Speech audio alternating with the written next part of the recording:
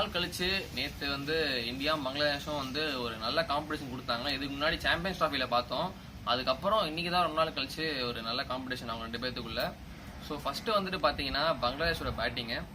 அவங்க ஓப்பனர்ஸ் மேலே வந்து எப்போதுமே எக்ஸ்பெக்டேஷன்ஸ் ஜாஸ்தியாகவே இருக்கும். ஏன்னா தமிழ் இக்பால் வந்து எப்படிப்பட்ட பிளேயர் நம்ம சீரியஸ் ஃபுல்லாகவே பார்த்தோம். பட் நேற்று அவரும் ரித்தன் தாஸும் ஒழுங்காகவே பண்ணலை, ஏன்றது தெரியல. பட் ஸ்டில் அது வந்து சும்மா சொல்லக்கூடாது அவங்க சும்மா ஒழுங்காக பண்ணலைன்னு சொல்லிட்டு, ஏன்னா எல்லா மேட்சும் ஒழுங்காக பண்ணாம தான் அவங்க. பட் அடுத்து வந்து அவர் சப்போர்ட் பண்ணுற மாதிரிட்டு நம்ம சபீர் ரஹ்மான் டீமுக்கு வந்து ஒரு பில்லர் நேற்று பேக் போன் மாதிரி ஒரு 77 ரன்ஸ் வந்து குரூஷியலான டைம் அடிச்சு கொடுத்தாரு. அவருக்கு சப்போர்ட் பண்ணுற மாதிரி கேப்டன் ஆடுவார்னு பார்த்தோம் ஷகீப், ஆனால் ஆடலை. பட் மஹமுதுல்லா ஒரு யூஸ்ஃபுல்லான 21 ரன்ஸும் மெஹதி ஹாசன் யூஸ்ஃபுல்லான ஒரு 19 ரன்ஸும். மெஹதி ஹாசன் சொல்ல போனால் 19 ஆஃப் 7 balls 2 4 ஒரு 6 அடிச்சிருக்காரு. சூப்பரான பேட்டிங் தான் அவருதும். இந்தியன் டீமோட போலிங் எடுத்துக்கிட்டீங்கன்னா நேற்று வந்து செம்ம ஸ்ட்ராட்டஜி, அதுவும் ஸ்பின்னர்ஸ் வந்து கலக்கிட்டாங்க. வாஷிங்டன்ஸ் வந்து சொல்லவே தேவையில்ல, எல்லா மேட்சும் சூப்பராக போட்டிருக்காரு. 4 overs 25 runs மேலே போக மாட்டாரு. நேற்று 4 overs 21 ஸ்டாப் பண்ணிட்டாரு. நெக்ஸ்ட் பார்த்தீங்கன்னா சஹல் தொடர்ந்து எல்லா மேட்சும் அடி வாங்கிட்டே இருந்தாரு. பட் நேற்று மேட்ச்ல தாறுமாறா போட்டாரு. 4 over 19 3 விக்கெட்டு. செம்மையா ஒரு ஃபைனல்ஸுக்கு தேவையான பெர்ஃபார்மன்ஸை போலிங்ல கொடுத்துட்டாரு. ஆனா நேற்று வந்து நம்ம உனாத்கர்ட்ட நிறைய எதிர்பார்த்தோம், ரன்ஸ் நிறைய லீக் பண்ணிட்டாரானா. பட் இருந்தாலும் ஒரு 2 விக்கெட் எடுத்துட்டாரு. மற்றபடி விஜய் சங்கரும் தாக்கூரும் ஒழுங்கா பண்ணல, ரொம்பவே கிழிச்சிட்டாங்க அவங்க ஓவர்லாம். கடைசியில போட்டதுனால என்னவோ தெரில, அடிச்சிட்டாங்க நிறையவே. அடுத்து வந்து இந்தியன் டீமோட பேட்டிங் எடுத்துக்கிட்டீங்கன்னா நேற்று ரோஹித் சர்மா சூப்பராகவே ஒரு கேப்டன்ஸ் நாக்கு, ஃபைனல்ஸுக்கு தேவையான நாக்கு தான் ஆடினாரு. கொஞ்சம் ஸ்லோவா ஆடினாலும் தேவையான ரன்ஸ் அடிச்சிட்டாரு. இதுக்கு முன்னாடி அவர் நம்ம வந்து ஒழுங்கா பண்ணல அப்படி இப்படின்லாம் சொல்லி ஆர்கியூ பண்ணோம். பட் அதுக்கெல்லாம் வந்துட்டு ஒரு வெயிட் வைக்கிற மாதிரி தொடர்ந்து 2 மேட்சா சூப்பராக ஆட்டாரு. தவான் எதிர்பார்த்தோம், பட் தவான் கைவிட்டாரு. பட் இருந்தாலும் அடுத்து வந்த மணிஷ் பாண்டே அவர்கிட்டையும் கொஞ்சம் எதிர்பார்த்தோம், ஒன்றும் பண்ணல. KL ராகுல் 24 of 14 ஒரு குட் நாக்குன்னு சொல்லலாம். அதுக்கடுத்து விஜய் சங்கர் மேல நிறையவே ஒரு எதிர்பார்ப்பு வச்சு முன்னாடி இறக்கி விட்டாங்க.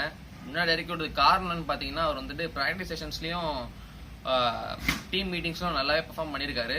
அவர் ஒரு பெர்ஃபார்மன்ஸ் பார்த்து தான் அவரை பேட்டிங் தினேஷ் கார்த்திக் முன்னாடி இறக்கி விட்டாங்க. பட் அவர் சொதப்பிட்டாரு பயங்கரமா. நிறைய டாட் பால்ஸ்லாம் வச்சு குரூஷியல் டைம்ல டாட் பால்ஸ்லாம் தேவையே கிடையாது. பட் குரூஷியலான டைம்ல டாட் பால்ஸ் நிறைய வச்சுட்டாரு. இருந்தாலும் நம்ம தினேஷ் கார்த்திக்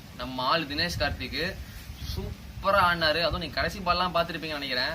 1 ball 5 runs அடிக்கணும். நிறைய பேர் வாயெல்லாம் கை வச்சுட்டு உட்காந்துட்டாங்க இந்தியன் டீம்ல. பட் அவரு நம்ம தோனி மாதிரி கடைசியில ஒரு ஷாட், அதுவும் கவர்ஸ் மேல டமால ஒரு ஷாட்டு, சரியான ஷாட். அந்த டைமுக்கு வந்துட்டு இப்படி ஒரு ஷாட் ஆடுறதுன்றது ஒரு பெரிய விஷயம் தான். அதை வந்து கிளீனா முடிச்சு இந்தியன் டீமுக்கு வெற்றி எடுத்து வந்து கொடுத்துட்டாரு. நேற்று வந்து பங்களாதேஷோட ஸ்ட்ராட்டஜி, அதுவும் கடைசி ஓவர் சௌமியா சர்க்கார்கிட்ட கொடுக்கணுன்ற அவசியமே கிடையாது. எனக்கு தெரிஞ்சு சௌமியா சர்க்கார் பதிலாக முஸ்தபிசூர் ரஹ்மான் வந்துட்டு முன்னாடியே வந்து ஒரு ஓவர் கட் பண்ணிட்டு கடைசியில கொடுத்துருக்கலாம். ஏன்னா முன்னாடி போட்ட ஒரு மேடன் வந்து இங்கே அவர் போட்டிருக்கலாம். அவர் எப்படி போட்டிருந்தாலும் ரன்ஸ் போயிருக்கும். பட் இருந்தாலும் அட்லீஸ்ட் ஒரு 2 to 3 டாட் பால்ஸ் ஆச்சும் கொடுத்துருப்பாரு. பட் சௌமியா சர்க்காருக்கு அந்த கேப்பபிலிட்டி கிடையாது. அவர் வந்து ஒரு பார்ட் டைம் போலர் தான்.